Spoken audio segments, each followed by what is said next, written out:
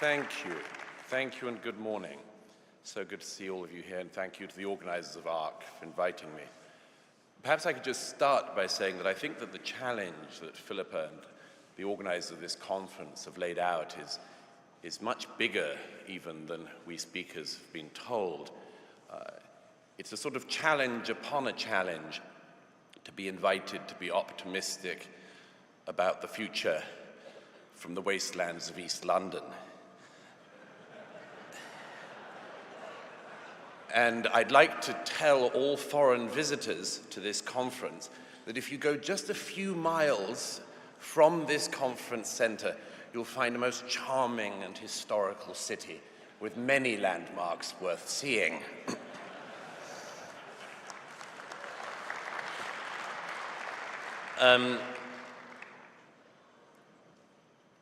One of the questions, I think, that all ages ask themselves is, what do they call the age that they are in? Almost every age has had this question.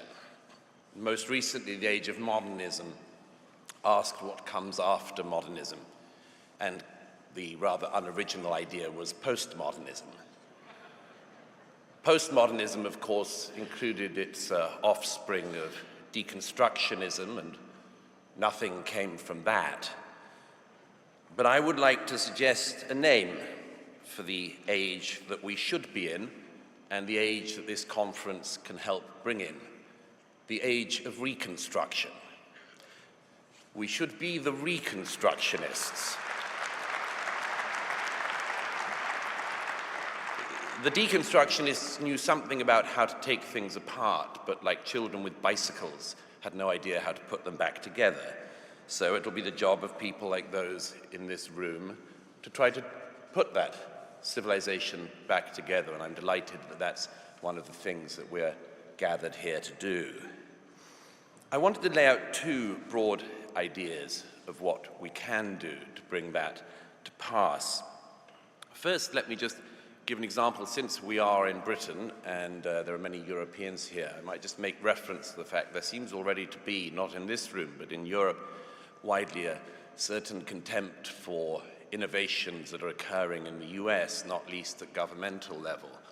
There's a whining and a howling about, for instance, Doge's attempts to not just stop government waste, but actually to reform by exposing government waste. One of the great advantages of Doge so far is that you don't only see a way in which a country like America might balance the budget, but in stripping away all of those layers of bureaucracy and budget, you also unveil underneath it the kind of rot that our societies have been willing to put up with along the way. I gather that the administration in DC is looking to do, after USAID, something which was found to be so rotten that it had to be gotten rid of in its entirety, is looking at doing the Department of Education. In America, as in the rest of the West, there is no greater task to do. In New York State, where I spend much of my time, an average spend at a state school is now per pupil around $35,000 a year. For that sum, K through 12 students finish with only just about half of them with basic literacy and half with basic numeracy. So nobody can tell us that money is the problem. Money is not the problem. You could keep throwing money at this problem and you can still create more and more illiterates. So I just wanted to mention briefly the two things I think that can be looked at. The first is, of course, innovation. Again, for those of us in Europe and in Britain, there's an enormous amount to learn, rather than to scorn the American experience. There are reasons why so many of the unicorn startups are from America, why disproportionately they're still from America. There must be something that they're doing right. In this country, we still have a situation where 1 in 5 of the working age population simply do not work, and we, the rest of the taxpayers, subsidize those people not to work. And this seems to me to be a great national scandal, but still something which our governments don't care to address. To my mind, one of the great explanations for this disparity in innovation between Europe and America is a very simple question. It's our attitude towards risk. The idea in America remains that life is indeed risky, that success is risky.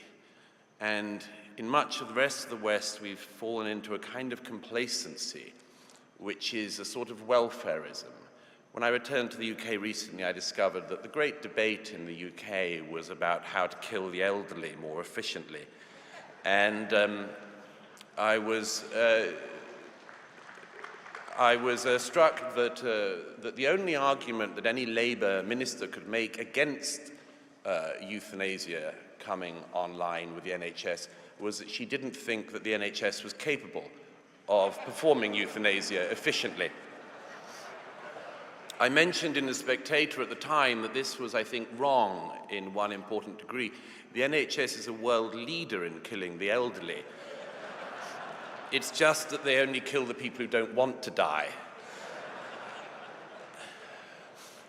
The NHS, to which endless governments in this country pour money, is always told to us to be the envy of the world, and yet, of course, none of us can find a GP appointment. But I wanted to mention one other main thing, and to do so, I just want to reflect on something that's been much on my mind in the last couple of years. I spent most of the last couple of years in Ukraine and a much lengthier time in the Middle East covering the wars there. And when I returned to the UK in December, I bumped into a politician friend from Westminster and I was extolling the virtues of the IDF, with whom I've been embedded for much of the last year in Gaza and Lebanon and elsewhere.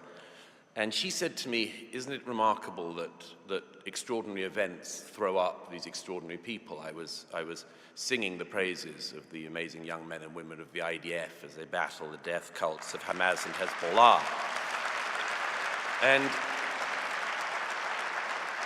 And this politician said to me, it is amazing, isn't it, Douglas, that this young generation has stepped up to the challenge, has answered that question of whether or not their generation is fit for the civilizational challenge. And she said, it's extraordinary the way in which events throw up people. And I said to her, there's a tweak we need to do to that analysis, which is it's not just extraordinary events that throw up extraordinary people. It's extraordinary events when they come up against people who have been extraordinarily well cultured. And what I mean by that is that it's not enough that a civilization or a generation comes across a defining moment. It is that when that happens, you know what you're fighting for. It is that you know you're fighting for your faith, for your family, for your people, for your tradition, for your way of life, and very much more. Clever people can sometimes say very stupid things. And in a recent interview, Yuval Noah Harari, who wrote *Sapiens*, was asked if there was any book that he would recommend that people could read in the present to understand the future that's coming, and he said no, he couldn't think of such a book because change was going to be so incredibly fast. And I said a couple of days later at an event in Jerusalem, that's flat out wrong. Change has always happened. And if you want a book to guide you, how about having the book that guided your forebears? Now, to do that, you have to come to the second thing I wanted to mention this morning that you need for civilizational renewal, and that's the ability to look back. To look back. We've wasted so much time in recent years. We've wasted so much time. People have made us move at such a retarded speed. We've had years of talking about the most basic things that our species knew, men and women, what are they? Come on. Who had time for this? Who has... And the problem is that there is a cost to this. There has been a civilizational cost to be made to go at the speed of the slowest kids in the class. Now, one response to the era of mass migration that I've written a great amount has been what I've described as the deculturation of our societies. The idea that in order to welcome people into our societies, we effectively have to pretend that we are uninteresting places, unimportant places until migration makes us interesting.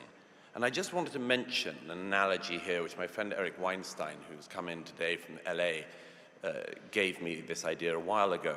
He said, as a boy, he had the impression that ice cream was something whose base flavor was vanilla, and all other flavors were added on top of vanilla.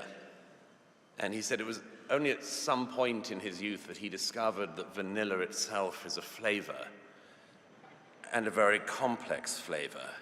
Now, we in the West have created an extraordinarily complex and rich flavor, and we have spent recent years pretending that we have no flavor, or that flavor is something that only other people bring to us. And this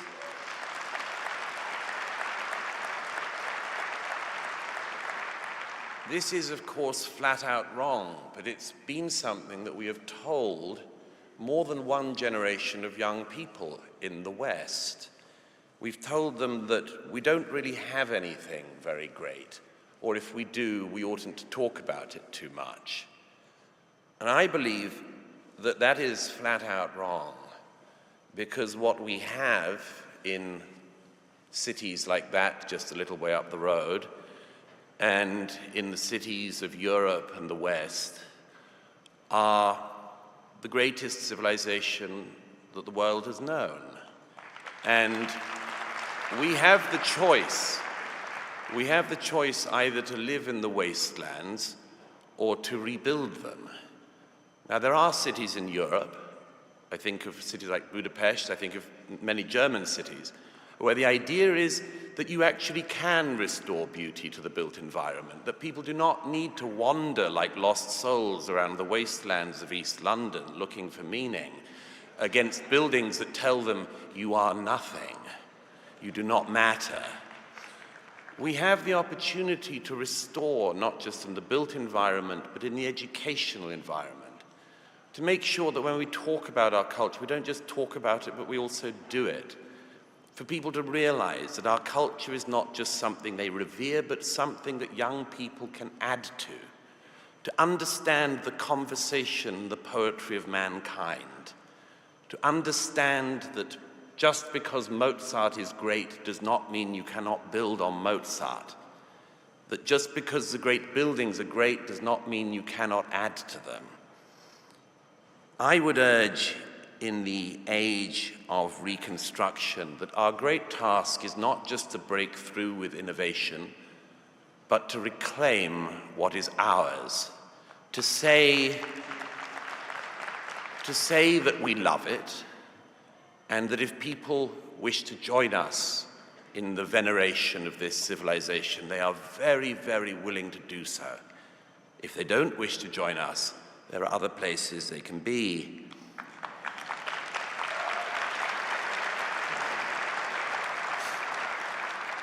Everybody knows that those of us who revere T.S. Eliot revere him in part because he told us, and indeed tells us still, that a civilization can be reclaimed even at the 11th hour.